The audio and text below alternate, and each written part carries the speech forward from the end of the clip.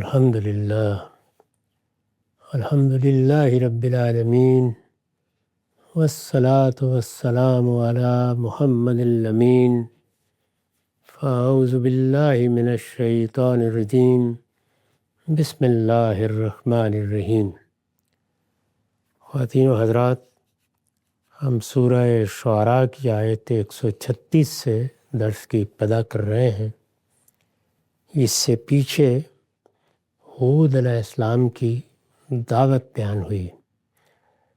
قرآن مجید نے یہ بتایا کہ جب وہ عاد کی طرف مبعوث ہوئے تو انہوں نے اپنی قوم کو آ کر یہ دعوت دی کہ تم خدا سے ڈرنے والے بنو، میں تمہارے لیے ایک رسول امین کی حیثیت سے آیا ہوں، میری بات مانو، میرا کوئی مفاد اس دعوت کے ساتھ وابستہ نہیں ہے، میں تمہاری خیرخواہی کے جذبے سے تمہیں متنبہ کر رہا ہوں، میرے پیش نظر تمہیں آنے والی صورتحال سے بچانا ہے۔ پھر انہوں نے ان کے تمدن پر تبصرہ کیا اور انہیں توجہ دلائی کہ دوسرے جرائم کے علاوہ تم نے جو اللہ تعالیٰ کی نعمتیں پانے کے بعد اپنی تعمیر و ترقی کے منصوبے بنائے ہیں، ان میں سے بھی زیادہ تر لا حاصل بنائے ہیں۔ وہ لوگوں کے لیے نافع نہیں ہیں، ان کی ضرورتوں کا لحاظ رکھ کے نہیں بنائے گئے، اور اپنے لیے بھی محض اپنی شان و شوکت کا اظہار کرتے ہو اور اس طرح کے محلات بناتے ہو کہ گویا تمہیں یہیں رہنا ہے، درحال کہ تعمیر ترقی کے سب منصوبوں میں لوگوں کی بہبود پیش نظر رہنی چاہیے، اور اس میں اگر شان و شوکت اور پائیداری بھی ملحوظ ہو تو وہ ان چیزوں کے لیے ہونی چاہیے جو لوگوں کے لیے نسلاً بعد نسلاً فائدہ مند ہوتی رہیں گی۔ اسی طرح فوجی ترقی کے بارے میں بھی توجہ دلائی کہ وہ اپنی سہولت کے اور اپنی قوت کے مظاہرے کے لیے نہیں ہونی چاہیے، دوسروں کو مغلوب و محکوم بنانے کے لیے بھی نہیں ہونی چاہیے، وہ اگر ہونی چاہیے تو ظلم و عدوان کے خاتمے کے لیے ہونی چاہیے۔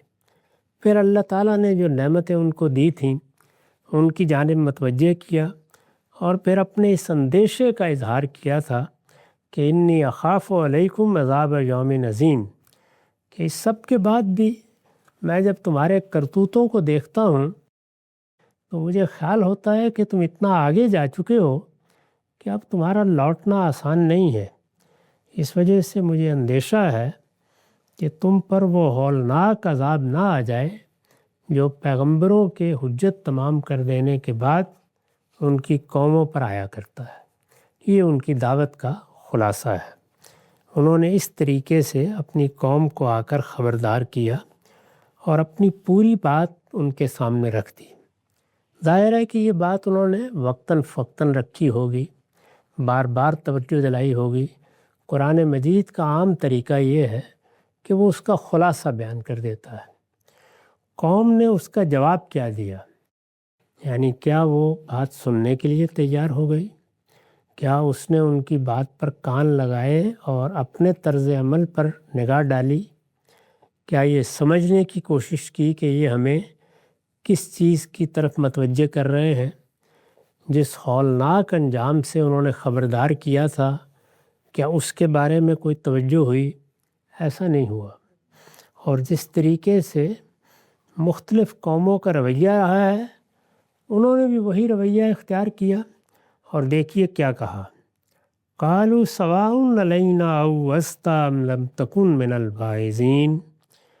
انہوں نے جواب دیا، ہمارے لیے یکساں ہے خواہ تم نصیحت کرو یا نصیحت کرنے والے نہ بنو، یعنی ہمیں کوئی پرواہ نہیں ہے اس کی، تم نے یہ کام کرنا ہے کر لو، تم جاؤ اور گھر میں بیٹھو، یہ زیادہ اچھی بات ہوگی، ہم تمہاری ان باتوں پر توجہ کرنے والے نہیں ہیں، ہمیں ان سے کوئی دلچسپی نہیں۔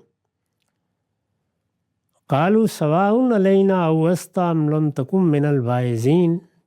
انہوں نے جواب دیا، ہمارے لیے یکساں ہے خواہ تم نصیحت کرو یا نصیحت کرنے والے نہ بنو۔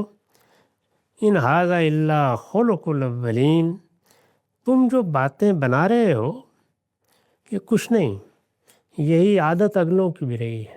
یعنی ہمیں معلوم ہے کہ مختلف زبانوں میں، مختلف بستیوں میں ایسے لوگ آتے رہے ہیں جو تمہاری طرح لوگوں کو توجہ دلاتے تھے اور یہی باتیں کہتے تھے، یہ ایسے ہی آ کے ہمارے عیش میں خلل ڈال رہے ہو، ان باتوں کی کوئی حیثیت نہیں ہے، کچھ نہیں، تم جو باتیں کر رہے ہو یہی عادت اگلوں کی بھی رہی ہے۔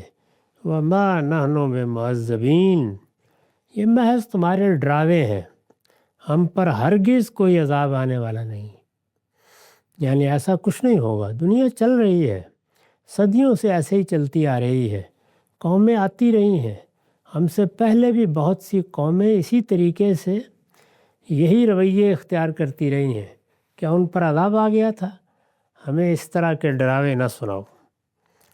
اس پر میں نے لکھا ہے کہ ہود علیہ السلام کی دردمندانہ اپیل کے جواب میں، یعنی انہوں نے پوری دل سوزی کے ساتھ جو باتیں کہی تھیں ان کی طرف توجہ کرنے، ان کو سننے، ان کو سمجھنے کی بجائے ان کی دردمندانہ اپیل کے جواب میں آخری درجے کی قساوت ہے، سخت دلی ہے، جس کا اظہار ان استہزائیہ جملوں میں ہوا ہے۔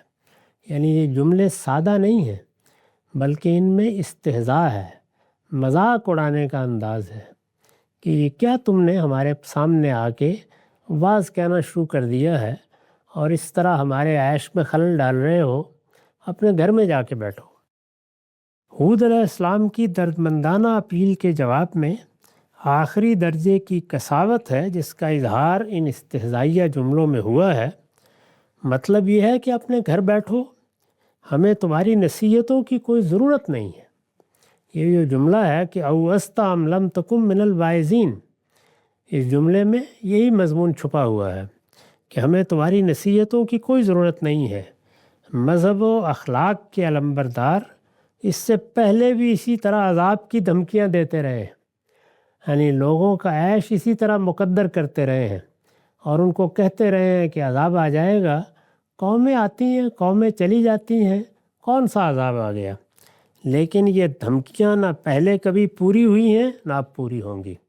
یہ انہوں نے ہود علیہ السلام کو جواب دیا ان کی قوم نے، وَمَا نَحْنُ بِمُعَذَّبِينَ، ہم پر ہرگز کوئی عذاب آنے والا نہیں ہے۔ فَكَذَّبُوهُ فَأَخْلَقْنَاهُمْ، بالآخر انہوں نے اس کو جھٹلا دیا۔ یعنی یہ بات بار بار کہی گئی، بار بار توجہ دلائی گئی، اللہ تعالیٰ کی نشانیاں پیش کی گئیں، جس انداز سے بھی لوگوں کو خبردار کیا جا سکتا تھا پیغمبروں نے اس میں کوئی کسر نہیں چھوڑی۔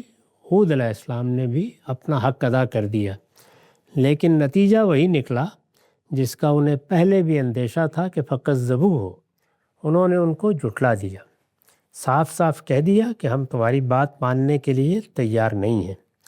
تو قرآن کہتا ہے کہ پھر اس کے بعد نتیجہ بھی نکل آیا، فَأَهْلَكْنَاهُمْ، تو ہم نے ان کو ہلاک کر دیا۔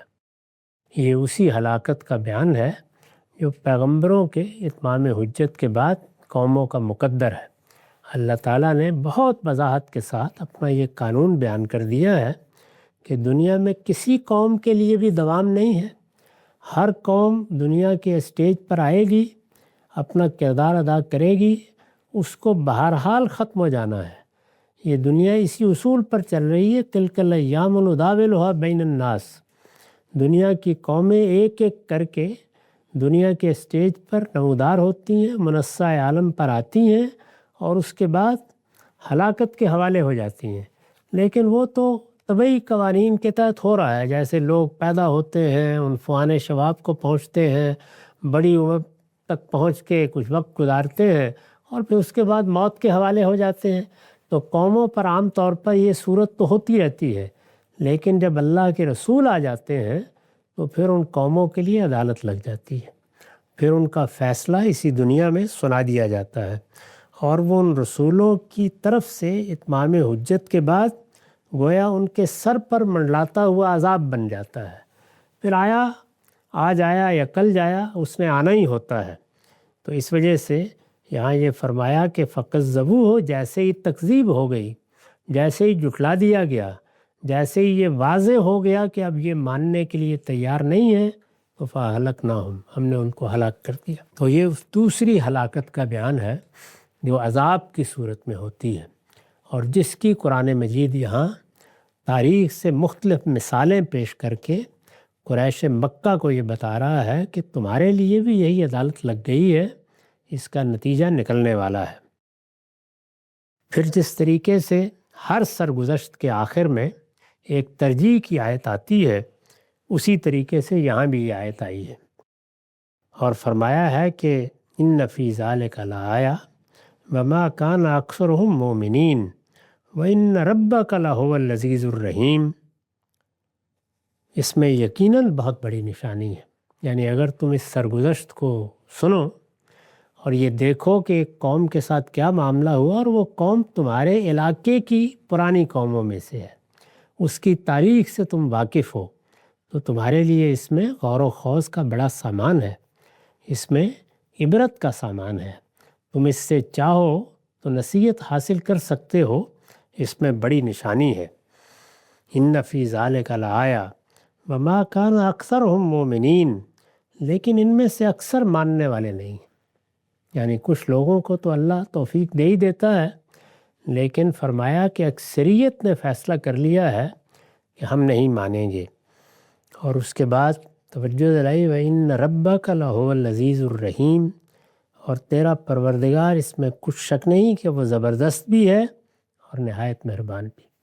یعنی اللہ تعالیٰ کی صفات کے یہ دونوں پہلو ہیں جن کی طرف متوجہ کیا جاتا ہے کہ اس نے تو یہ پیغمبر مہربانی کرنے کے لیے بھیجے تھے، اس لیے بھیجے تھے کہ تم ان کی دعوت کو سنو، ان پر ایمان لاؤ، دنیا میں بھی اس کے نتیجے میں بڑی نعمتیں تمہیں ملیں گی، اور آخرت میں تو اللہ تعالیٰ نے تمہارے لیے اپنی جنتیں تیار کر رکھی ہیں جن میں ہمیشہ کی زندگی ہوگی۔ تو اس طریقے سے مہربانی کے پہلو کو بیان کیا، اور فرمایا کہ بہرحال وہ گرفت بھی کرے گا، پیغمبروں نے تمہیں اس کے بارے میں متنبع کیا، وہ بڑا زبردست بھی ہے، جب وہ تمہیں پکڑے گا تو اس کی پکڑ پھر کوئی عام پکڑ نہیں ہوگی، اور جب وہ باندھے گا تو یہ کسی عام انسان کا باندھنا نہیں ہوگا، اس لیے اس سے ڈرو۔ میں نے لکھا ہے نبی صلی اللہ علیہ وسلم کی تسلی اور آپ کے مخاطبین کی تہدید و وعید کے لیے، یعنی انہیں توجہ دلانے، ان کو انجام سے خبردار کرنے کے لیے یہ سلسلہ کلام بھی حسب سابق ترجیح پر ختم ہوا ہے۔ یہ آیت اسی طریقے سے ہر سرگزشت کے بعد اس سورہ میں آتی ہے، تو یہ عاد کی سرگزشت کے بعد بھی اسی طرح سے آئی۔ فرمایا کذبت ثمود المرسلین، ثمود نے بھی رسولوں کو جھٹلا دیا۔ عاد کے بعد پھر یہ ایک دوسری بڑی قوم ہے، یہ بھی جزیرہ نما عربی کی قوم ہے، ان کی طرف حضرت صالح کی بعثت ہوئی تھی، اب ان کی سرگزشت ان کے سامنے رکھی۔ کذبت ثمود المرسلین، ثمود نے بھی رسولوں کو جھٹلا دیا۔ ثمود کے بارے میں نے وضاحت کی ہے، یہ عاد کے بقایا میں سے تھے، یعنی عاد پر عذاب آیا، جو لوگ بچے انہی کی اولاد کو اللہ تعالیٰ نے پھر ترقی عطا فرمائی، اور ظاہر ہے کہ پھر کچھ صدیوں کے بعد ثمود نمودار ہوئے، یہ عاد کے بقایا میں سے ہے۔ اسی بنا پر انہیں عاد ثانی بھی کہا جاتا ہے، یعنی عاد کا ایک پہلا دور تھا، اور پھر اس کے بعد جب عذاب آ گیا وہ قوم مٹا دی گئی، کچھ لوگ باقی بچے، وہی ظاہر ہے کہ ان کے جانشین بنے، ان کے ذریعے سے جو دوسری قوم منصہ عالم پر نمودار ہوئی وہ یہ ثمود تھے، اور چونکہ عاد ہی کے بقایا تھے اس لیے ان کو عاد ثانی بھی کہا جاتا ہے۔ عرب کی قدیم اقوام میں سے یہ دوسری قوم ہے جس نے عاد کے بعد غیر معمولی شہرت حاصل کی، یعنی جس طرح کی شہرت عاد کی تھی، لوگ ان کے قصے سناتے تھے، وہ کیسے بلند و بالا تھے، ان کی عمارتیں کیسی تھیں، ان کا تمدن کیسا غیر معمولی تھا، ان کے ہاں باغات کس طرح کے تھے، ان کے ہاں ترقی کے کیا مظاہر تھے، جس طرح لوگ ان کو بیان کرتے تھے اسی طرح سے ثمود کو بیان کرتے تھے۔ عرب کی قدیم اقوام میں سے یہ دوسری قوم ہے جس نے عاد کے بعد غیر معمولی شہرت حاصل کی۔ ان کا مسکن شمال مغربی عرب کا وہ علاقہ ہے جسے الحجر کہا جاتا ہے، یعنی یہ پھر اس علاقے میں آباد ہوئے۔ اب بھی اس علاقے کو لوگ جا کے دیکھتے ہیں، وہاں ان کی عمارتوں کے آثار موجود ہیں۔ تو سمود نے بھی رسولوں کو جھٹلا دیا، یعنی بالکل وہی رویہ اختیار کیا۔ اللہ تعالیٰ نے درا حالے کہ یہ عاد کے بقایا میں سے تھے، اور عاد کے بقایا ظاہر ہے کہ صالحین تھے، لیکن ان کی اولادوں ہی میں سے یہ اٹھے اور یہ بھی ویسے ہی سرکش ثابت ہوئے۔ اذ قال لهم اخوهم صالح الا تتقون، جب ان کے بھائی صالح نے ان سے کہا، ان کی طرف ہود علیہ السلام کی بعثت ہوئی تھی، ان کی طرف صالح علیہ السلام کی بعثت ہوئی، جب ان کے بھائی صالح نے ان سے کہا الا تتقون، کیا تم ڈرتے نہیں ہو؟ یہ دیکھیے بالکل وہی الفاظ ہیں، اور بار بار ان الفاظ کو دہرا کر پیغمبروں کی دعوت کے اشتراک کو قرآن نے واضح کیا ہے کہ وہ ایک ہی دعوت تھی، ان کی دعوت میں کوئی فرق نہیں تھا، وہ جو ہدایت لے کر آئے تھے اس میں کوئی فرق نہیں تھا۔ زیادہ سے زیادہ بعض قانونی معاملات میں حالات کے لحاظ سے تغیر کیا گیا، اصل دین کیا ہے، کن چیزوں کو ماننا ہے، کیا چیزیں اختیار کرنی ہیں، کیا عبادات لوگوں سے متوقع ہیں، وہ سب کے لیے یکساں رہی ہیں۔ تو ارشاد ہوا کہ انہوں نے بھی آ کے یہی دعوت دی، کیا تم ڈرتے نہیں ہو؟ انی لکم رسول امین، میں تمہارے لیے ایک رسول امین ہوں۔ وہی الفاظ جو حضرت ہود نے کہے تھے اور جن کی وضاحت ہم کر چکے ہیں۔ اس لیے اللہ سے ڈرو، فاتقوا اللہ واطیعون، اور میری بات مانو۔ وما اسألکم علیہ من اجر ان اجری الا علی رب العالمین، میں اس پر تم سے کوئی صلہ نہیں مانگتا، میرا صلہ تو اللہ رب العالمین کے ذمے ہے۔ یعنی انہوں نے اپنی دعوت بھی پیش کی، اس کا خلاصہ بیان کیا، اپنا تعارف کرایا، اور لوگوں سے یہ کہا کہ یہ خیال نہ کرنا کہ میں کوئی اپنے مفادات سامنے رکھ کر یہ دعوت برپا کر رہا ہوں، مجھے تمہارے ہاں کوئی اقتدار چاہیے، کوئی خدم و حشم چاہیے، کوئی دولت چاہیے، ان میں سے کوئی چیز بھی میرا مقصود نہیں ہے، میں تمہاری خیرخواہی کے جذبے سے تمہیں متنبہ کر رہا ہوں، تمہیں توجہ دلا رہا ہوں کہ ایک بڑا عذاب تمہارے اوپر منڈلا رہا ہے، اپنے آپ کو سنبھال لو۔ تو انہوں نے بھی دعوت پیش کی۔ ارشاد ہوا اتترکون فیما ہاہنا آمنین، تمہارا کیا خیال ہے، کیا تم انہی نعمتوں میں اطمینان کے ساتھ رہنے دیے جاؤ گے جو یہاں تم کو میسر ہیں؟ یعنی توجہ دلائی کہ اس وقت یہ نعمتیں ہیں، یہ جو باغ و راغ ہے، یہ جو تمہارے لیے اللہ تعالیٰ نے اس فراوانی کے ساتھ دولت کا اہتمام کیا ہے، تم اصل میں اس کو ہمیشہ کی نعمت سمجھ بیٹھے ہو، تو ہم کو کیا یہ ایسے ہی رہے گی؟ تمہارا کیا خیال ہے؟ تترکون فیما ہاہنا آمنین، کیا تم انہی نعمتوں میں اطمینان کے ساتھ رہنے دیے جاؤ گے جو یہاں تم کو میسر ہیں؟ فی جنات و عیون، باغوں اور چشموں، فزروع و نخل طلعها حزیم، اور کھیتوں میں اور کھجوروں میں جن کے خوشے آپس میں گتھے ہوئے ہوتے ہیں۔ تو یہ جو اس وقت کے تمدن کے لحاظ سے نعمتیں ان کو میسر تھیں وہ انہوں نے گنوا دیں کہ یہ تمہارے باغ ہیں، یہ تمہارے چشمے ہیں ابل رہے ہیں، یہ تمہارے یہاں زندگی لے کر آتے ہیں، جو کچھ بھی یہ تم سرسبزی دیکھ رہے ہو اللہ کی اسی نعمت کا نتیجہ ہے، اور یہ تمہارے کھیت جن میں طرح طرح کی فصلیں اگ رہی ہیں، اور یہ کھجوروں کے باغ جن پہ اللہ تعالیٰ کی رحمت برستی ہے اور جن کے خوشے آپس میں گتھے ہوئے ہوتے ہیں۔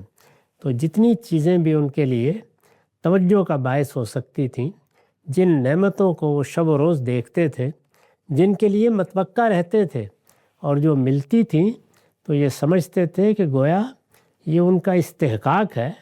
یہ توجہ دلائی کہ یہ تمہارا استحقاق نہیں ہے، اللہ نے کرم فرمایا ہے اور یہ نعمتیں تمہیں دی ہیں۔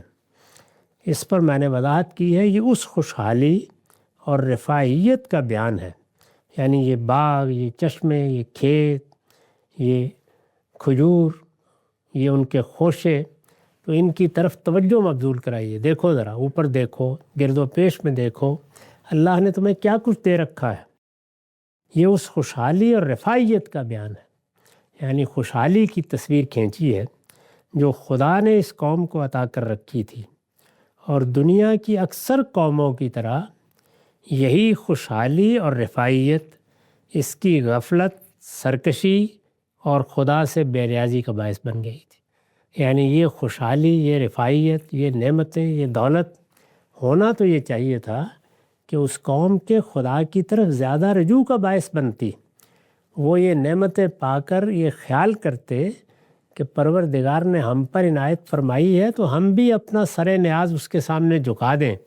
اس کے بالکل برخلاف وہ غفلت میں مبتلا ہوئے، انہوں نے سرکشی اختیار کر لی اور وہ خدا سے بے نیاز ہو گئے.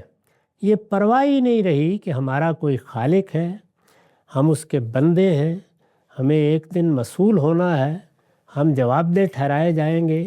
اس وقت دنیا میں جی رہے ہیں تو موت بھی آنے والی ہے، وہ بھی ایک دن دروازے پہ آ کے دستک دے دی، اور جب دستک دے گی تو اس کو واپس نہیں کیا جا سکے گا. اس کو بھول گئے، فراموش کر بیٹھے اور خدا سے بے نیاز ہو گئے. اس کے لیے باغ کے اجزاء مستعار لیے گئے ہیں، اور یہ وہی باغ ہے، یعنی گویا باغ اپنی مجموعی حیات میں جو کچھ تھا اس کو جز جز میں بیان کر دیا ہے. اس کے لیے باغ کے اجزاء مستعار لیے گئے ہیں، اور یہ وہی باغ ہے جسے عرب پسند کرتے تھے. یعنی عربوں کے ہاں ان کے تمدن کے لحاظ سے، ان کی زمین کے لحاظ سے کس طرح کا باغ بہت پسندیدہ باغ سمجھا جاتا تھا، اس کی تصویر ہے جسے عرب پسند کرتے تھے کہ اس میں انار اور انگور ہوں، اس کے نیچے نہریں بہتی ہوں، بیچ میں کھیتی کی چیزیں اگائی گئی ہوں، اور کنارے کنارے کھجور کے بلند و بالا درخت باڑ کی صورت میں لگے ہوئے ہوں. یہ ان کے ہاں باغ کی تصویر تھی. اگر کبھی ان کے خطبات دیکھیں، ان کی شاعری دیکھیں تو یہ معلوم ہوتا ہے کہ وہ بہترین باغ کی جب تصویر کشی کرتے ہیں تو اسی طرح کرتے ہیں. یعنی کھجوروں کے درخت باڑ کی صورت میں باغ کے گردا گرد لگے ہوئے ہیں، درمیان میں کچھ کھیتی کی ہوئی ہے، اور انار ہیں اور انگور ہیں اور اس طرح کے دوسرے پھل ہیں. صالح علیہ السلام نے اسی باغ و بہار کی طرف توجہ دلا کر فرمایا ہے کہ کیا یہ خیال کرتے ہو کہ تمہارا یہ عیش دائمی اور ابدی ہے؟ یہ سمجھتے ہو کہ تم ہمیشہ کے لیے اس باغ کے ساتھ پیدا کر دیے گئے ہو، اب تمہیں یہاں سے کہیں نہیں جانا، اس پر کبھی زوال نہ آئے گا، تم اسی طرح چھوڑ دیے جاؤ گے، اور جس پروردگار نے یہ سب تمہیں عطا فرمایا ہے وہ کبھی اس کا حساب تم سے نہ مانگے گا. یہ خیال کرتے ہو، اس غلط فہمی میں مبتلا ہو گئے ہو، تمہاری بے نیازی کا باعث یہ چیز بن گئی ہے. تو اس طرح انہوں نے توجہ دلائی. استاذ امام لکھتے ہیں ہر نعمت منعم کی شکر گزاری کا حق واجب کرتی ہے. یعنی جب کوئی نعمت ملتی ہے تو فوراً ایک عاقل انسان کو متوجہ کرتی ہے کہ دینے والا کون ہے، اور اگر وہ سمجھ لیتا ہے کہ دینے والا اس کائنات کا خالق ہے، میرا پروردگار ہے، تو پھر اس کا حق بھی مجھ پر ہے کہ میں اس کا بندہ بن کر رہوں. ہر نعمت منعم کی شکر گزاری کا حق واجب کرتی ہے، اور اس شکر گزاری کا لازمی تقاضا یہ ہے کہ وہ برابر چوکنا رہے کہ مبادا کسی نعمت کا حق ادا کرنے میں کوئی کوتاہی ہو جائے. یعنی پھر تو انسان کو ہر وقت متنبع رہنا چاہیے، چوکنا رہنا چاہیے، سوچتے رہنا چاہیے، خبردار رہنا چاہیے کہ کہیں ایسا نہ ہو کہ نعمتیں تو مجھ کو مل گئیں، دینے والے نے بہت کچھ دے دیا ہے، ایسا نہ ہو کہ میں اس کی شکر گزاری کا حق ادا کرنے میں ناکام ہو جاؤں. نعمت کسی کا حق نہیں، یعنی اس دنیا میں وہ کسی عمل کے نتیجے میں نہیں ملی.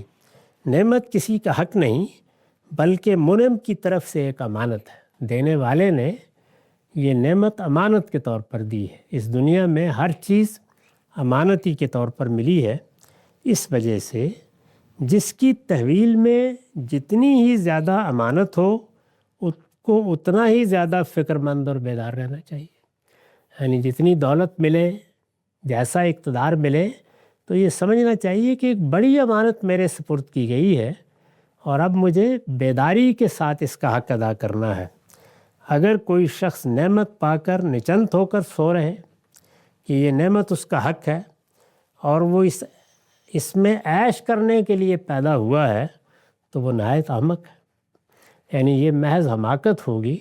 کوئی عاقل اپنے آپ کو اس غلط فہمی میں مبتلا نہیں کر سکتا۔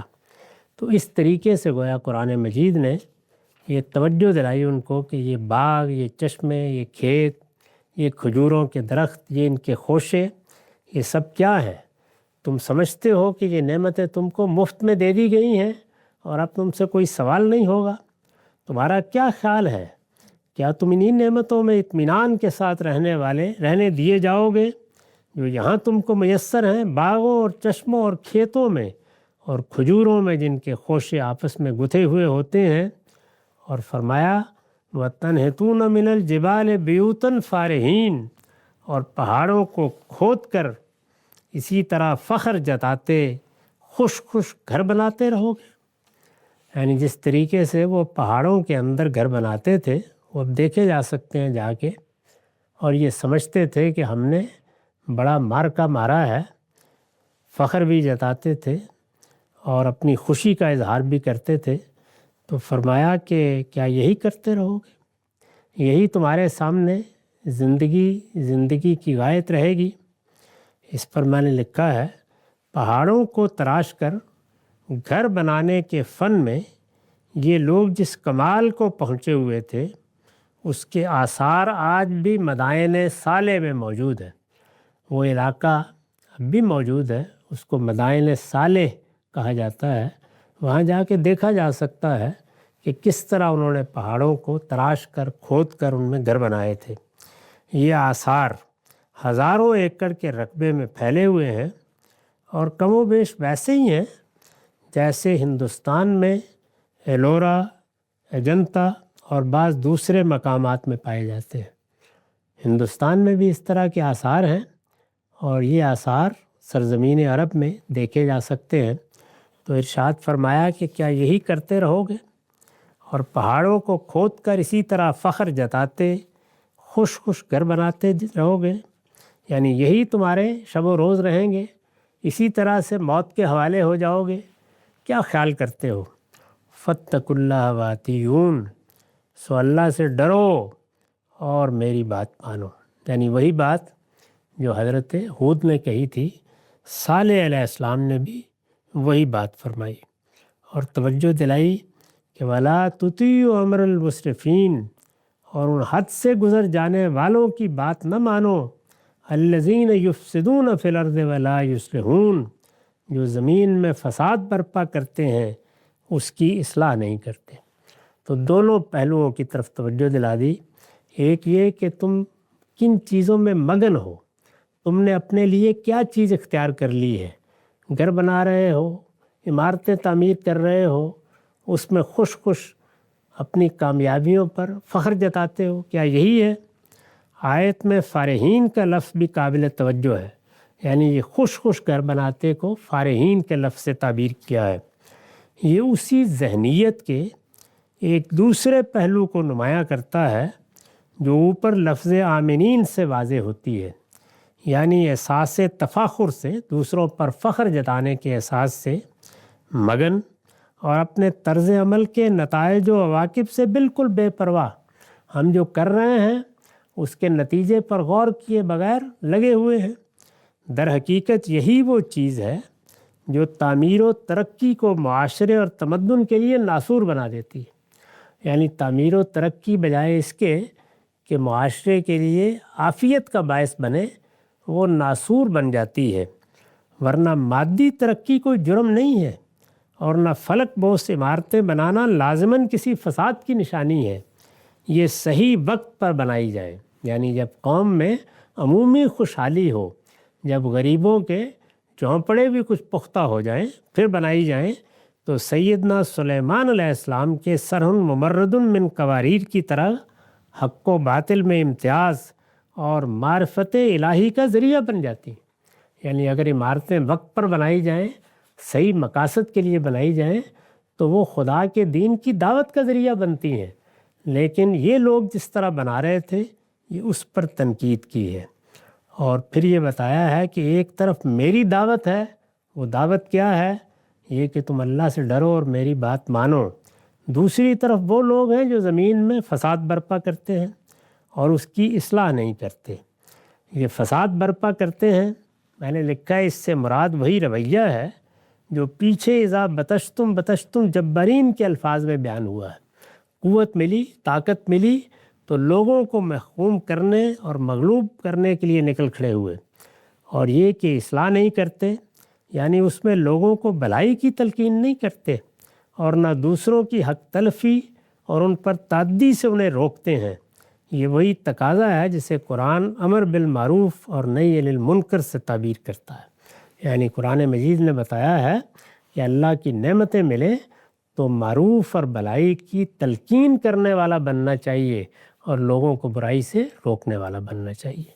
اقول قولی ھذا واستغفر اللہ لی ولکم ولسائر المسلمین۔